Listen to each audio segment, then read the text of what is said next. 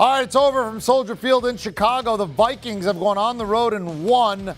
Not really as close as the score. Vikings were up 17-3. It seemed like pretty much the whole game. Bears scored as time expired. You don't have a chance to kick the extra point, so the spread was never going to be in doubt. Kirk Cousins, who on some nights has put up big numbers in prime time and lost, and this one only throws for 87 yards, the lowest of any start of his career, but he does have 2 touchdown passes and somehow wins throwing 87 yards. So Kirk Cousins has now won 3 of his last 4 primetime games. Primetime Kurt, baby. Vikes are now currently the 7 seed at 7-7 in the NFC. The Bears will lose double-digit games after last year being an 8-8 club. Justin Fields played very hard in this game, but ultimately, just had that last touchdown on the very last play of the game, sort of a garbage time one, which will help you out fantasy-wise. Vikings, 17. Bears, 9. All right, welcome in our 2-time Super Bowl champions, Brian McFadden, with Jonathan Jones. I'm Eric Casillas. B-Mac, you feel better or worse about the Vikings after they went on the road, won a division game, played pretty good defense, but I don't know, you sort of go, very kind of unsatisfying. What do you think about the Vikes now? I mean, I feel good that they finally found a way to win a ball game and not allow it to be a nail-biter in the fourth quarter. That has been their storyline the entire season, not being able to finish the drill. But I'm concerned with the Minnesota Vikings, especially on the offensive end. You look at the secondary they played against, so many guys were missing in the secondary of the Chicago Bears, and they made life difficult for Kirk Cousins. They made life difficult for Dalvin Cook. It was a very physical ball game coming from Chicago, and they made things difficult for them. And I thought Kirk Cousins would be able to have better numbers. Granted, he didn't shoot himself in the foot at any given time, but he didn't really execute and be as proficient as I thought he would be. But they had enough to win this ball game. So I think when you look at what we've seen in weeks past, that's a big-time plus for the Minnesota Vikings. JJ, I assumed the story was going to be the Vikings either way, because the Bears are out of it. Yeah, we would get a Justin Fields question. But the idea was the Vikings would either win and be the 7th seed, or they would lose, and we'd be like, oh, here we go, Minnesota again. But was the story more the Bears, the dumb penalties, the back and forth, how Justin Fields plays? Were they more the focus for you in this game, or was it still the Vikings?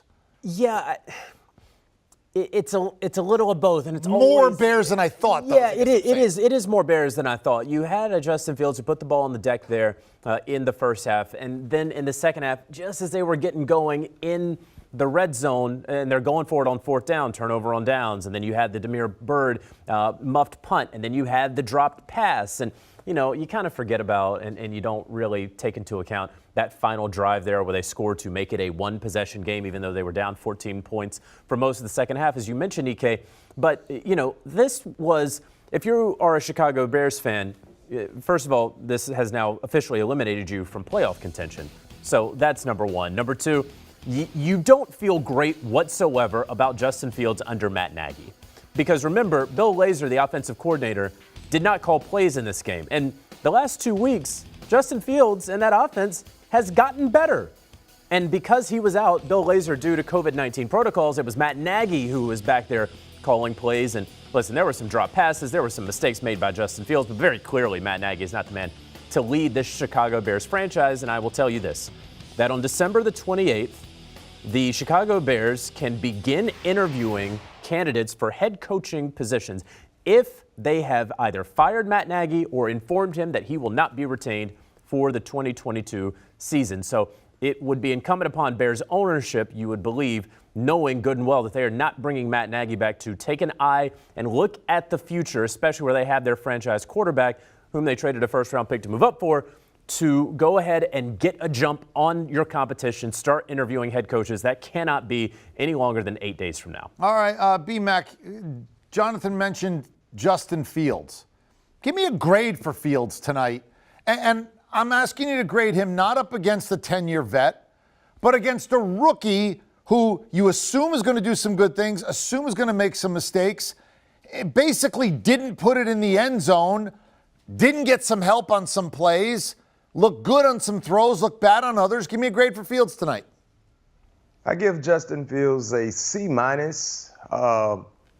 the issues that we saw in the red zone, you can't make those mistakes. The bad sacks he decided to take. You can't get sacked on a screenplay. That can't happen. You got to throw the football down if they have the running back covered. We saw some issues, some mental lapse from Justin Fields, but he never tucked his chin. He kept fighting.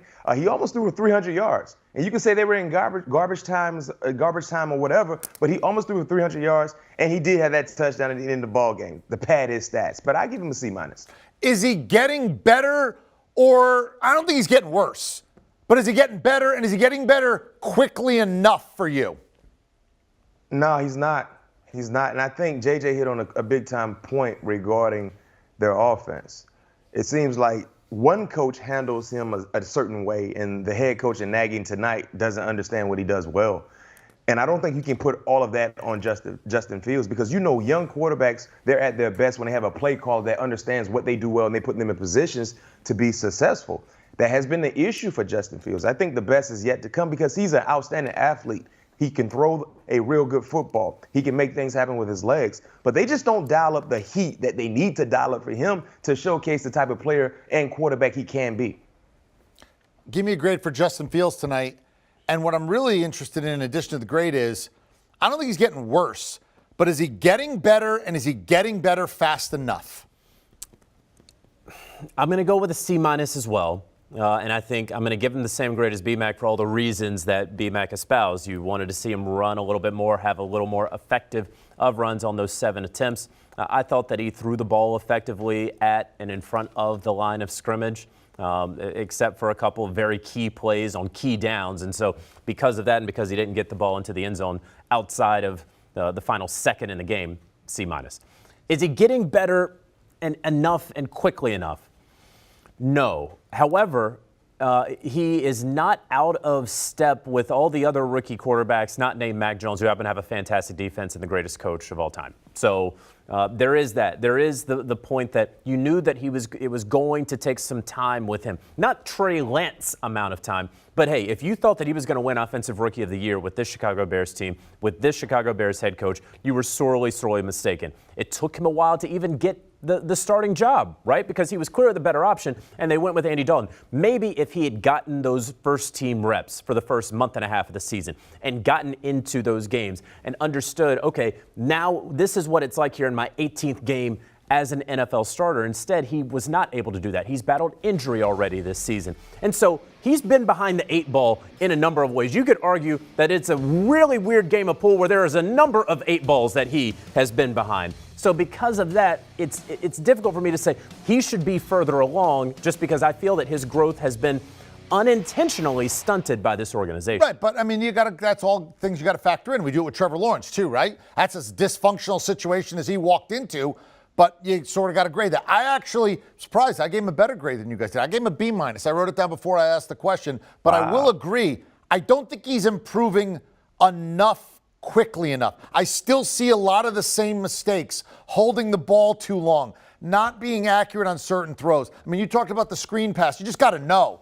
You know who he reminds me of? He reminds me of rookie and second-year Cam Newton. The guy hopefully he can end up taking his team to a Super Bowl, winning MVP. If he that's absolutely right. But the accuracy issues, take off with your legs. I looked at Josh Allen and I said he reminds me of first and second year Cam Newton, and I said, physically that kind of thing. Certainly physically. And then we get there, but we shall see how it goes down. BMAC, you do a podcast with Patrick Peterson. The jersey's hanging up behind you. You know him well, obviously, and he's part of the Viking defense.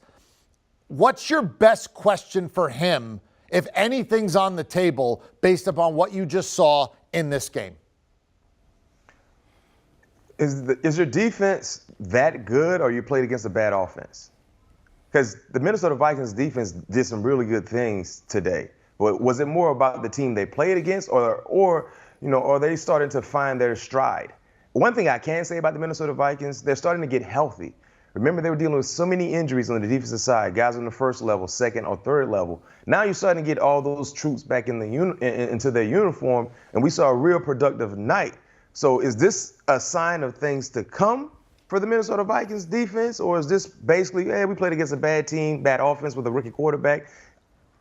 inability to call plays the right way, and they just took advantage of them. Because if the Minnesota Vikings will get into the playoffs, if they want to have a legit shot, their defense will have to play like they did tonight the rest of the way. All right, let's wrap it up here, coming full circle. Every player can be criticized, and for good reason. You can find a lot to criticize Kirk Cousins about. But now that he's won 3 of his last 4 primetime starts and 1 on Monday night, are we done saying Kirk Cousins can't win in prime time? Is that now, well, on to different criticisms of Kirk Cousins? I'm not saying you can't, but is it now fair to say you don't win at night? I do think so. I think that, he shed the you don't win the big game when he went into the Superdome and won that playoff game. And now he can shed the primetime moniker, I believe. And now next up is, well, you can't win the biggest game with Kirk Cousins. That's what's going to come as though, a dozen quarterbacks win Super Bowls every year.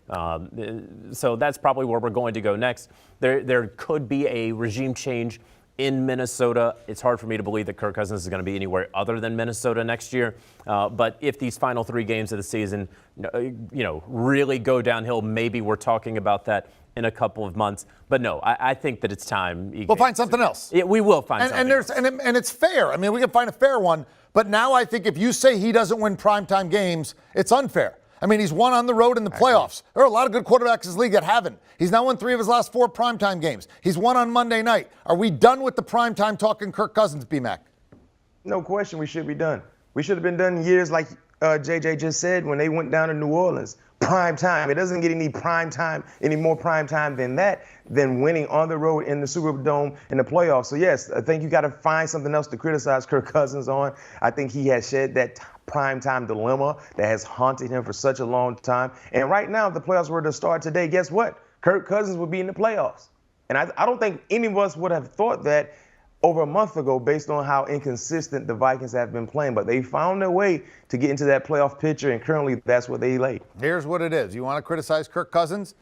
He is historically the best quarterback in the history of the NFL if he leads entering the 4th quarter. I think he's now 30-1. But the other side of that, he is terrible if his team is trailing entering the 4th quarter.